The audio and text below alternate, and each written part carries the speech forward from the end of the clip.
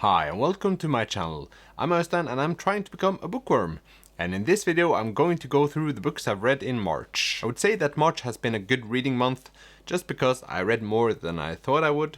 I've also checked off some of my reading goals for 2022. First book is actually one of the more surprising choices for me this month, because I started out with Jon Kalmar Stefansson with Summer Light and Then Comes the Night. The surprise is that I've actually recently just found this book and I bought it because I've seen the cover so much, so I didn't know that much about it, but I absolutely loved this book. The book is about a very small community of about 400 people in Iceland, and basically we just hear different stories from the people living there. We start off by meeting a man that gets hung up on astronomy, and this leads to his family leaving just because they can't afford living with him because he buys all his books in Latin and primarily old books that cost a lot of money. And from there on out we basically jump from family to family or person to person, discovering what a little community have to offer the world. There's no clear storyline in this book. Some people appear once and we never see them again,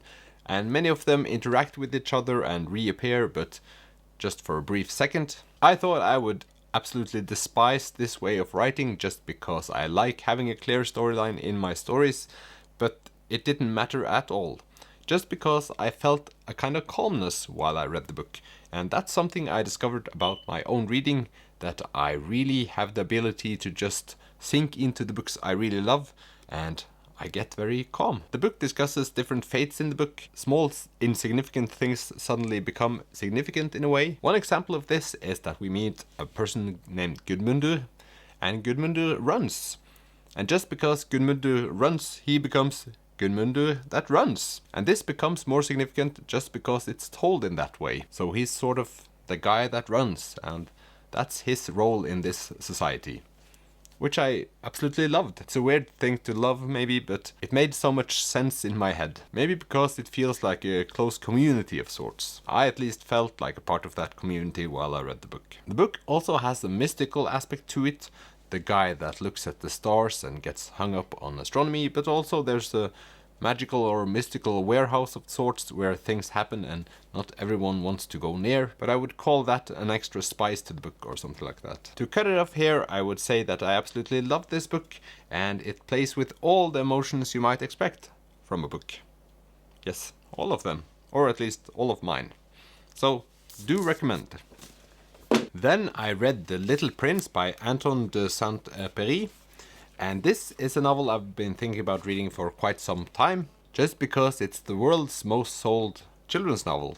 I think it's sold in 140 million copies. As the cover might suggest, this book is about the little prince that travels from planet to planet where he discovers stereotypes, I would say.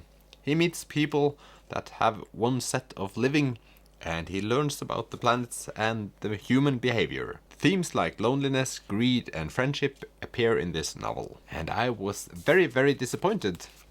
Just because this book felt very grown up. It did not feel like a children's novel at any time, I would say. Had to think there. No, I don't think I thought it was a children's novel at any moment. Apart from the drawings, of course.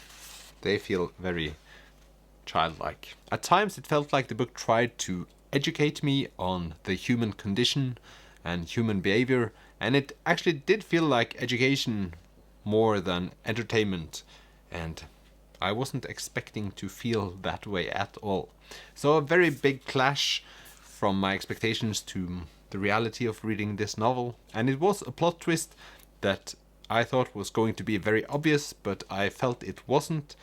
When going on the internet reading about it, that was an interesting part, just because people argued so much about what really did happen. So I recommend reading it and then going online to read all the comments under this book. But this book really wasn't for me. This month I've also found a new use for audiobooks, namely listen to the books you hate. And I'm not talking about the content, I'm talking about the form factor of this book. I bought this book when I started out this channel just because I needed a horror book, and this is just so small, which annoys me very much. So I wanted to read this novel for quite some time, but the size made me think that I would never actually read it. And Also now I wouldn't want to read it at all. Then I decided to listen to it just to get familiarized with the content of the book. The book is about Louis and his family that moves to a new place where he has gotten a job as a doctor. When they move, they meet a guy called Judd. He's an old man who has been living there for ages, and he shows Louis and the family the pet cemetery. The pet cemetery is a local area where the people bury their pets when they die. After they visited this place, the family sort of gets this chilling vibe over them. Louis and his wife starts arguing, and his children, or his oldest child, starts to get a bit scared or silent, or you can just tell that something's up. Since this is a horror story, I don't want to talk anymore about the plot in itself, just because I'm scared of giving away too many spoilers. This book is very, very slow, which surprised me a bit. It's split into 2 parts, and if I could be honest, I would say that you could have the first part as about 20 to 30 pages, and then the second part was okay. Part 1 is basically just a build-up. There was a lot of inner conflict in the family, which was a bit exhausting. The parents were arguing, and I just felt it was way too long. I get that it's written in that way. Many people like it. And when reading reviews afterwards, many people thought this was one of the great things about this book. It just wasn't for me. I didn't really know what to expect from a horror book. Stephen King says that this is one of his worst books, just in the way that it's supposed to be the most gruesome one. And maybe it would have been more gruesome if I actually read it rather than listening to it. I sort of distance myself from all the audiobooks I've listened to. They don't become close to me in a sense, just because I haven't put in the effort maybe, or it's not my own voices in my head. It would maybe be more exciting and more horrifying if I just read it myself, just because it would be my own voices in my head. That we won't find the answer to ever. I also own one of the books from Stephen King's son, so I will read that at some point and maybe see if I get a lot more disturbed from reading than listening to it. Don't get me wrong, this book had plenty of disturbing images. I just didn't feel them. Will I read another Stephen King novel at some point? Probably, or maybe. That wasn't an answer. Next we have Americana by Chimamanda Ngozi Adichie, one of my 5 books I want to read for 2022 of the larger kind. And this is over 500 pages, even though it doesn't seem like it, so it doesn't fill up as much shelf space as I would like it to, but I'll manage. It tells the story of Ifemelu, who immigrates to the US from Nigeria to go to university. I would say the book is about her moving from Nigeria to the US and her impressions of the country and what she meets when she's there. One side plot of this story is also her relationship to her boyfriend Obinse. They have been dating in Nigeria, but then she moves away and they break up. But this doesn't take up as much space than I thought it would in the novel, so I don't see that as a very big part of it. But when reading about this novel, it seems like a big part of the story. When I'm now going to talk about what I thought about the book, it's one of those books I struggle to really articulate my feelings about, just because I didn't think I would enjoy this book.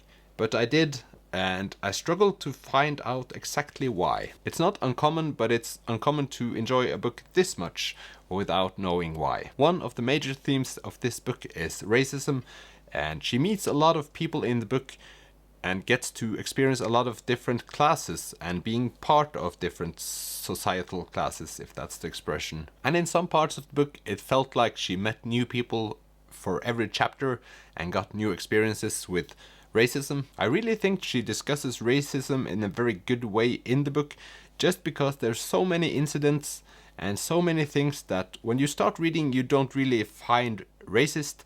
But at the end, you sort of react to all those things more than you would in the start. And it made me realize how many small things she has to go through in her everyday life that I really didn't reflect on, as I said, when I started. But at the end, I felt like I grew closer to her and her thoughts in a way. One of the topics that are discussed a lot in this book and throughout the novel is her hair. not only are people coming up to touch her hair or asking to touch her hair, but also people are discussing her hair, if she wears her hair correctly, or why she did that, or why she did this with her hair. When hearing about her hair so many times, you suddenly realize how important something like her hair could be. But to me, my hair isn't important at all. But I don't have to deal with people talking about it all the time.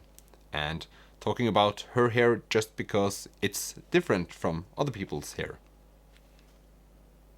Hope that made sense. Of course, the racism is also discussed in a more direct form, but the more subtle racism made me really reflect, and that made it really more interesting to me. Infamlu also writes a blog when she lives in the US, and this is sort of something that drives the story forward, and many of the chapters ends with her sort of discussing what's happened in the chapter at the end of the chapter, which I found really interesting and a really good way of summing it up and bringing the story further along. Also, she talks a lot about being a black immigrant versus being a black American and the differences, which I also found very interesting, and I felt like I learned a lot. In addition to this, she also talks a lot about the US in general and what she thinks the differences are from Nigeria to the US. When she was talking about the US and their way of living, I felt like she was kind of mocking them, but also she did the same thing about Nigerians and Nigeria. So I enjoyed her view on the different cultures, at least. To conclude, I'm very happy I read it and very surprised of how much I enjoyed it. Probably the most useful book I've read in quite a while, so do recommend. So I finished one of my big books of 2022 and I was very happy with that. But the big books have sort of been bugging me just because I feel kinda stressed that I got to get through them at some point during this year. But then I got COVID and I wasn't moving that much, and I thought, why not try and read one of the other ones this month as well? And so I decided to read George Eliot's Middlemarch. Hooray! Published in 1871 and 2. It's about the place Middlemarch that doesn't exist, but exists here. And it's set in 1829 to 32, I think. You might think that they're a lot about the place and the politics and how the country is run at that time, and that was what I expected. But when I started this first book, I discovered that it was a lot about people. Because the first book is basically about 3 couples trying to find their way to love, or something along those lines. At least it's a lot about the people living in the town and not the town itself, which I really thought it would be about. The first book is basically about people trying to find out who they are and where they belong, and the second book is more about the politics in the city and how the city is run and aspirations of the people living in the city. Also in book 2 there are a lot of intrigues that really makes the story interesting. So it was really slow in the start, but really a lot of things happened, and I thought, why didn't she write some of them into the first half of the novel? Per usual, I really struggled with the names, but I had my good friend Mr. Internet to guide me along, which really helped as always. One thing I really missed in the story was a hero or just a significant person that I could lend my attention to and wait for or connect with, because there were a lot of people I knew somewhat but I didn't connect with, so I thought it would be useful if one of the people really stood out and I could sort of have that person as my guide through the book, sort of. One of the most significant things about this book is what possibilities women had in that society.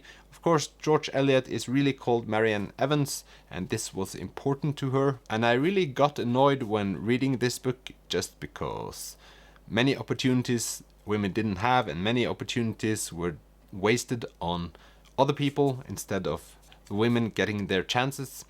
And some people had sort of just decided that their role in society wasn't important at all, and that was very sad reading about. I could say that all the people in the book sort of wants change in some way, or nearly all of them.